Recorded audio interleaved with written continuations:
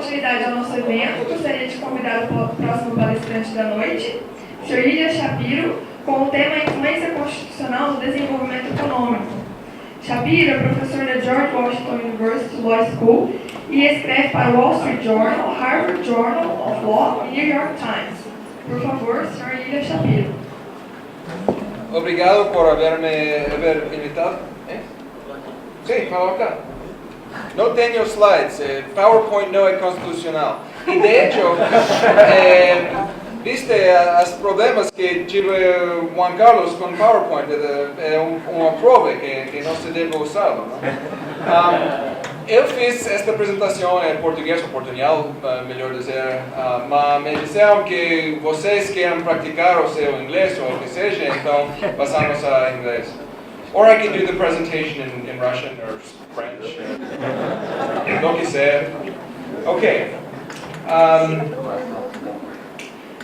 I noticed outside, by the way, that we have lots of Coca-Cola products and water. It's unfortunate that there's no beer or wine, because I find that the more my audience has had to drink alcohol, the funnier I am, but we'll have to do without.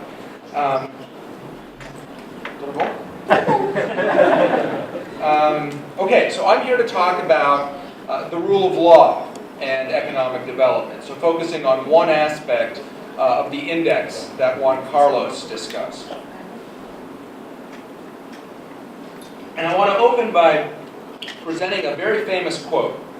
I don't know if, we'll say it's kind of a quiz to see if any of you recognize this, but in American political theory, it's certainly very famous. But what is government itself, but the greatest of all reflections on human nature? If men were angels, no government would be necessary.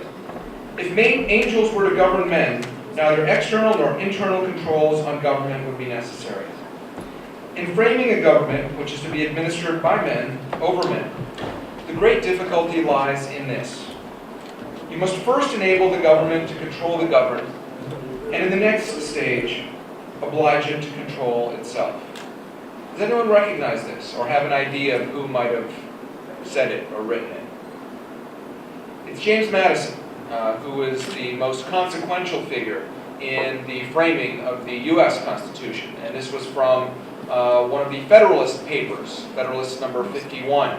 Federalist Papers were a series of essays that were written by Madison as well as Alexander Hamilton and John Jay to convince people to ratify the Constitution in the 1780s. And this, I think, summarizes the whole project of political science. Organizing a government to secure and protect people's rights and liberties, while at the same time guarding against government abuses. And in fact, I think that's so important that my license plate on my car says Fed 51. So if you see me in Washington in my car, I'm not an FBI agent or something like that. It's a reference to this essay. What I'm going to talk to you about is a combination of my academic studies.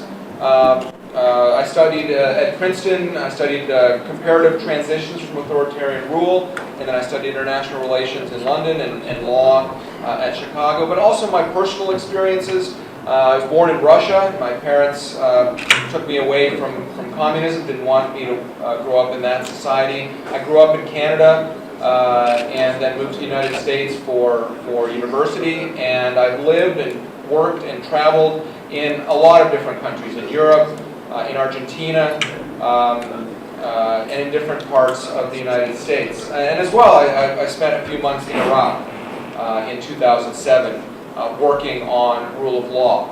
So I've had the great privilege of kind of combining the theoretical basis that I'm going to talk to you about with some practical experiences. And I think it's important not to impose foreign constitutions or civil codes or laws on other countries or transplant them exactly, but to learn best practices, what works, what doesn't, and to see how in comparing constitutions or comparing types of laws, what could work for you.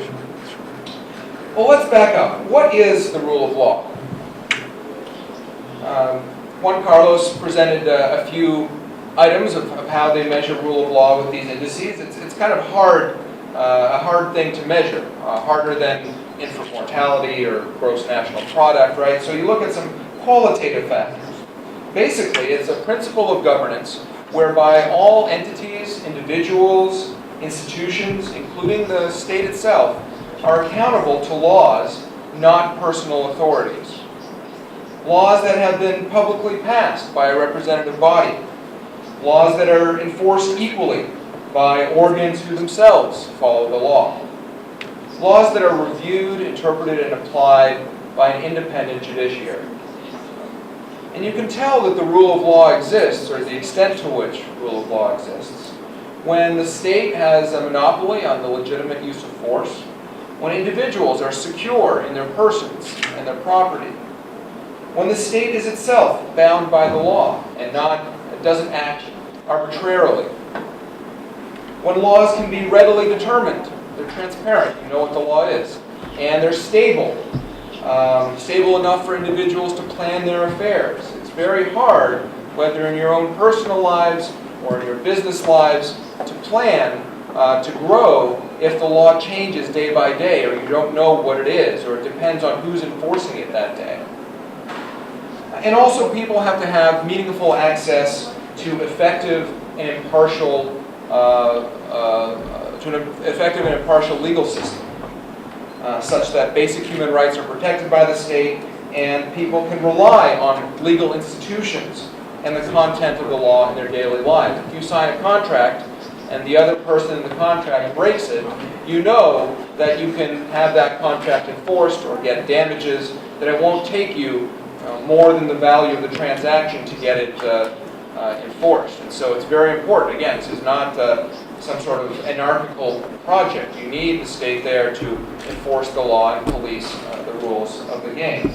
And establishing the rule of law is an extremely important component of development and of post-conflict reconstruction as well.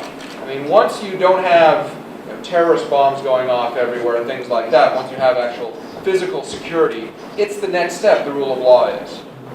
It's a conditioned precedent to education, sanitation, agriculture.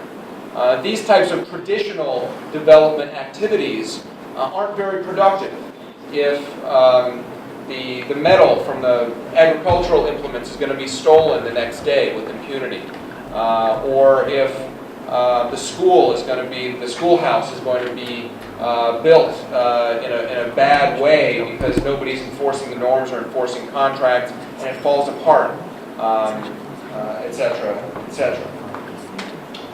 Why is the rule of law important? Again, whether you're talking about developing countries, middle-level economies, or whether you're talking about a place like Iraq. I mean, rule of law was a central component of General Petraeus's project to stabilize Iraq. General Petraeus was the American general in charge of the multinational forces, and he wrote this, his kind of big strategy, his counterinsurgency strategies. The rule of law was central to that. It was kind of what he became known for. And again, it's because people have to be able to live their lives without fear and feel secure that the rules under which they conduct their lives are legitimate and that they will stay the same tomorrow. The biggest, or the first challenge to establishing the rule of law is criminal justice. As Juan Carlos said, if you have criminals running around, then even if you have solid, stable civil law, you're not going to be able to look to the future in planning whatever you want to do with your life. And most of the efforts in advising on the criminal justice system in Iraq or anywhere else where you have advisors come in isn't promoting confidence in the three legs of the criminal justice stool: the courts, the police, and prisons. And here, the key is that a criminal suspect's fate depends not on who he is by religion or ethnic group or regional origin or tribe, political views, but on what he is suspected of doing. Now, again, this doesn't mean that every country needs to have an American or German or French or Singapore style model of justice. Pick your country that you think is a good one. Even setting aside issues of culture. You can't implement centuries of development overnight or in the same way. You can't simply impose a foreign legal system and hope that it takes root. Like political institutions, legal ones have to be organic. And even if you see some innovation from a foreign country, that has to be graftable onto local legal and political cultures, or they'll be rejected like an organ transplant. So what the multinational project, whether it's in Iraq or whether it's in Japan and Germany after the Second World War, when you're starting from scratch, there are certain advantages because you have a little bit more control, but still, you're not transplanting the American Constitution or the British justice system or something like that. But neither are you codifying traditional dispute resolution mechanisms or religious rights, tribal rights, these sorts of things. You're instead advising on best practices. This is what whatever your kind of ideological beliefs are, this is structurally what you're trying to do. And where local customs, traditions, or cultures are completely illiberal, then certain universal principles have to trump. Otherwise, you don't get to the modern rule of law. For example, in India, when the British when India was a British colony, there was a general in control of one province, and he learned of the custom of sati, which is when a man dies, his wife is thrown onto the funeral pyre, the flame, where the man's body, along with some belongings, are burnt up. And the British general said, well, in our country, we also have a tradition that if you throw someone onto a fire, we execute you. So, capital punishment. So, okay, you construct your funeral pyre, we'll construct our gallows, the structure from which you hang someone. And then you can proceed with your culture, with your tradition, and then we will proceed with ours. Showing that there are simply certain things that you can't bring, no matter how much of a cultural, traditional thing it is, that you can't bring into the modern world. Pessoal, uma das propostas, isso é muito importante ser colocado, uma das propostas desse evento é a palestra internacional. Tá? Então, eu não sei, está tranquilo aí, podemos, se quiserem, ele pode mudar o idioma.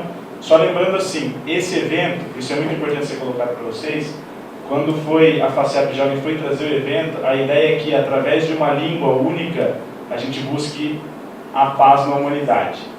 É nessas horas que a gente consegue ver o quanto falta de nós também para buscar o nosso desenvolvimento. Tá? Então é só por isso que eu pedi que ele fizesse esse início da palestra dele em inglês, para que a gente pudesse realmente trazer a proposta da palestra. O tema da palestra, ele é muito superior à própria proposta da língua. Isso é uma coisa que aconteceu esse ano, porque a realidade do Brasil nesse ano, a hora que falaram que o tema era reforma, a ideia é trazer palestras internacionais, era isso que o FACEP já ia trazer. Eu falaram, palestras internacionais de reforma política, e todo mundo olhou e falou, nossa, não quero nem saber se é internacional ou não, a reforma política, o tema está muito mais em evidência para a gente. Então, eu vou pedir para o Ilya que faça o restante da palestra dele em russo, pode ser? Então, assim, ele vai fazer agora o restante da palestra dele em espanhol, em portunhol. Tomamos um voto, porque é uma democracia? Sim, com certeza. Um liberalismo, né? Ok. Entonces, inglés, español o portuñol? Ok. ¿Quién quiere inglés? Seguir con inglés. ¿Quién quiere en español? ¿Quién quiere que intento en portuñol, en portugués? O primeiro passo no Estado de Direito é criar um documento de fundação de um país. Normalmente em duas partes. Os poderes, que deve ser enumerado e limitado, e os direitos individuais. Então, estou falando, obviamente, de uma Constituição. O que é uma Constituição? A nível geral, é um documento de fundação, uma declaração política sobre a relação entre uma entidade e seus membros componentes.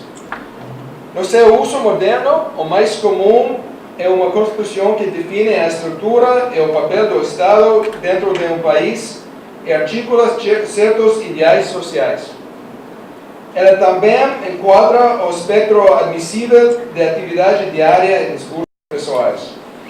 A Constituição, em desacordo com a sociedade que pretende enquadrar, não vai sobreviver por muito tempo, seja de jure ou de facto. Por outro lado, uma Constituição que é reconhecida e reverenciada pode fazer muito para unificar, legitimar e estabelecer uma nação. Além disso, como o exemplo da Grã-Bretanha mostra, uma Constituição não precisa ser escrita para demonstrar a aceitação do constitucionalismo. Por que o estudo das Constituições é importante? Afinal, ser um estudioso jurídico ou político quer aprender sobre um país específico ou envolver-se em uma análise comparativa, muitas abordagens estão disponíveis. Ele poderia focar sobre os papéis de personalidade e redes informais, ideologia e tradução, ou mesmo a lei estatutária e códigos civis, sendo trabalhados e retrabalhados em todo o mundo. Especialmente nos países em desenvolvimento, onde as constituições são maleáveis e tendem a atuar como meras justificativas para uma determinada elite dominada, pode-se argumentar que a leitura textual deste suposto documento de fundação é menos relevante do que a opinião dos cidadãos comuns. Para aceitar a importância do constitucionalismo em tais circunstâncias, no entanto, temos que ampliar nossa definição de Constituição. Um dos principais especialistas sobre a política russa, o processo constitucional russo, Robert Charlotte, rejeita a ideia de que a Constituição é um documento restritamente legal. Pelo contrário, representa uma mera policy ou uma declaração política de bitola larga na formulação de políticas em uma sociedade. Ele argumenta que, como um livro de regras para a sociedade, uma Constituição compreende três aspectos principais. Primeiro, é uma guia para a partilha de poder em uma sociedade, a configuração do Estado e de política e o estatuto de cidadão. Esta visão é bastante óbvia, mas muitas leis nacionais se encaixam nessa descrição. E os países com constituições bem-sucedidas mantêm um padrão mais elevado de legitimidade e respeito do que os de legislação ordinária. Em segundo lugar, Charlotte diz que constituições são reveladoras, porque o processo de elaboração e os resultados finais fornecem um espelho do passado, presente e do futuro. Há um elemento de história tecida em constituições, bem como as prioridades vigentes dos principais atores políticos e uma perspectiva sobre respostas futuras para as questões atemporais, como a de quem governa e para que fins.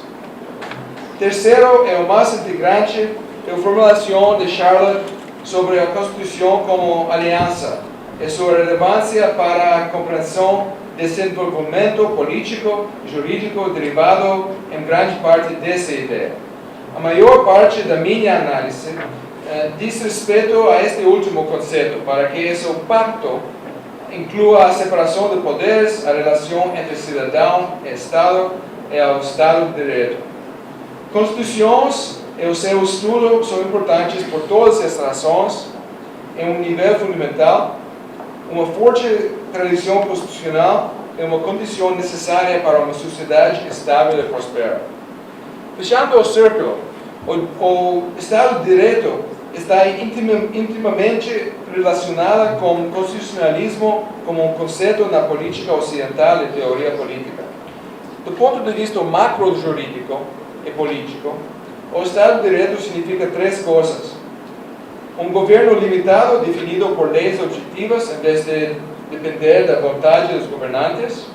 Segunda, um processo durável que proteja o cidadão contra o monopólio do Estado sobre a força legítima. E terça, uma cultura política e jurídica que é apoio viável aos dois primeiros elementos. O Estado de Direito também engloba uma perspectiva microlegal que consiste em três expectativas: a transparência, previsibilidade e a equidade. Para constatar mais facilmente estes termos, podemos considerá-los como instituições cujo funcionamento está aberto para todos verem, processos jurídicos e políticos que não mudam com novos atores e possuem tratamento igual perante a lei. Isso não quer dizer que todas as constituições de todos os países devem ser as mesmas. Existem, obviamente, diferenças entre as concepções constitucionais anglo-americanas e continentais. Desafortunadamente, uma coisa da tradição americana, norte-americana, o sistema presidencial, foi adotada por a maioria dos países latino-americanos. Esta é a parte pior da tradição constitucional dos Estados Unidos. Estados Unidos, de hecho, é o único país com um sistema presidencial que está em desenvolvimento, que está mais ou menos estável. E aún lá temos agora um problema, um choque entre o poder executivo expansivo, com abusos com ele, e o poder legislativo, o que quer o povo. Não quero explicar toda a história das décadas de desenvolvimento, de desenvolvimento da Constituição norte-americana, mas todas as ramas de poder, o legislativo, o jurídico, o executivo, durante as décadas, tem falta em empeoramento da tradição constitucional, de como os poderes não são tão limitados como foram antes.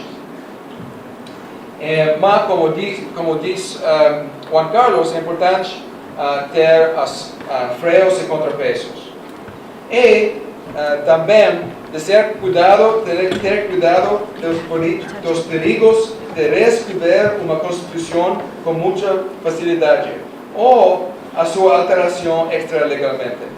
Vemos em Venezuela, por exemplo, onde Chávez cambiou a Constituição, ratificou uma nova Constituição antes de terminar a escrevê-la. É uma coisa um pouco rara. Em Brasil também, vocês têm uma Constituição muito grande. Não quer dizer que todos os direitos e todas as partes da Constituição são observados. E por isso, porque não são observados, a Constituição cai de respeito. Não é uma boa coisa. A Constituição dos Estados Unidos, uma coisa que me gosta muito é que é tão curta. Isso é de Cato Institute, onde eu trabalho. Temos em espanhol, em russo, em árabe, não sei se temos em português, mas se lo compras ou se lo recibes, tens a Declaração de Independência também, assim que é como 2 por 1, não? Bom, fala um pouco de Argentina, que é o país da América Latina que conheço melhor. Porque a Argentina morava os altos e os baixos de constitucionalismo. É um país que tem uma longa e turbulenta tradição de constitucionalismo. Ganhou sua independência em 1816, embora isso não tenha se traduzido imediatamente em uma mudança na forma de governo.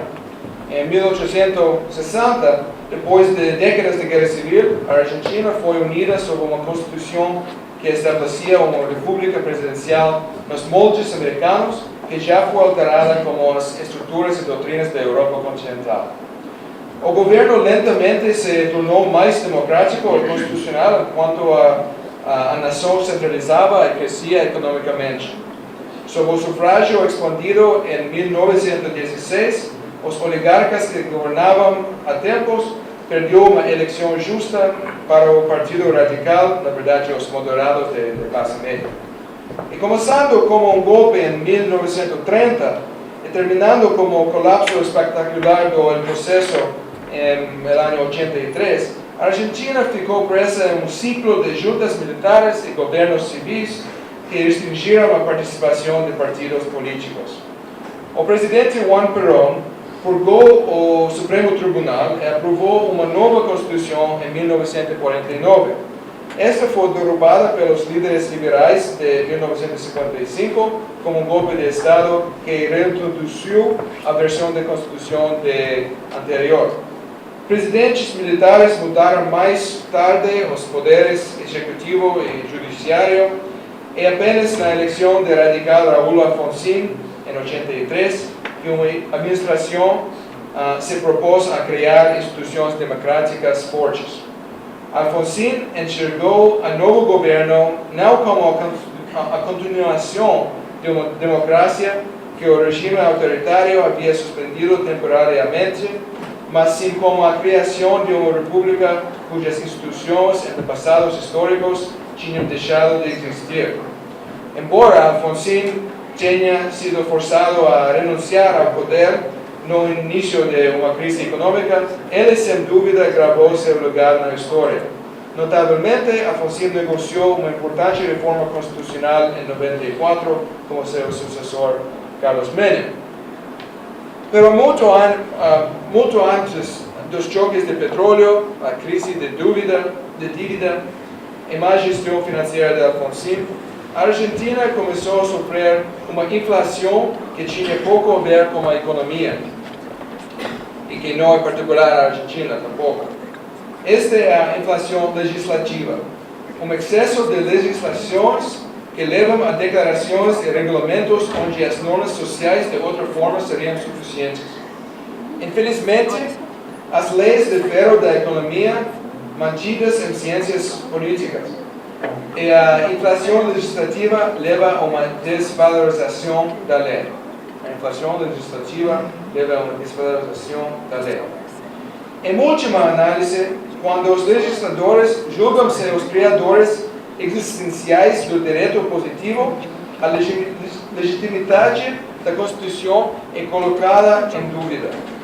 Se a Constituição tenta esboçar uma utopia impossível, onde todas as pessoas recebem comida, abrigo, cuidados de saúde, proteção ambiental, 2 semanas de vacação pagado e tudo isso, da lei, a Constituição perde a relevância e o respeito, porque a vida real não acede a todas essas promessas. Se fosse de outra forma, a Venezuela seria o país mais estável e próspero na Terra, enquanto os Estados Unidos seria a epítome de anarquia. 16 anos atrás, em uma tese comparando as transições pós-autoritárias na América Latina e Europa Oriental, eu escrevi que a Argentina teve uma excelente oportunidade de seguir o caminho do Ocidente e se juntar ao primeiro mundo, sendo o que sua psicologia complexa anseia. No lado constitucional, seria necessário ter coragem, disciplina e visão, dada a propensão do país para seguir visionários fortes, um visionário como Alfonsín, com habilidades do governo, com um equipo, com um time de expertos tecnócratas, como Chive Menem, teria sido perfeito. Isso não é coincidência. Estudando a história argentina, deseja-se muitas vezes um presidente que pudesse combinar as melhores características dos radicais e dos peronistas.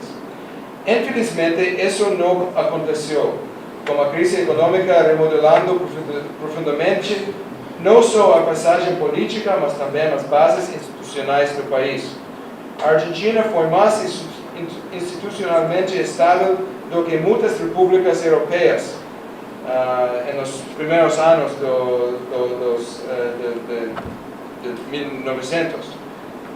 Parte devido a sua dependência a um modelo constitucional liberal clássico, para o qual o país pode agradecer à geração de ouro de 1837. Agora parecem ter devolvido a um neocaudigismo, um populismo de esquerda próximo do original de Perón.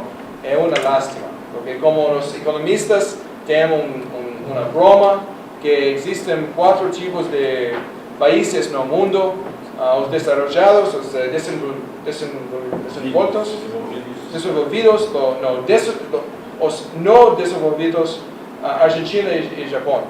Porque a Argentina tem todas as capacidades para ser muito próspera e uma zona ou outra não lo alcança.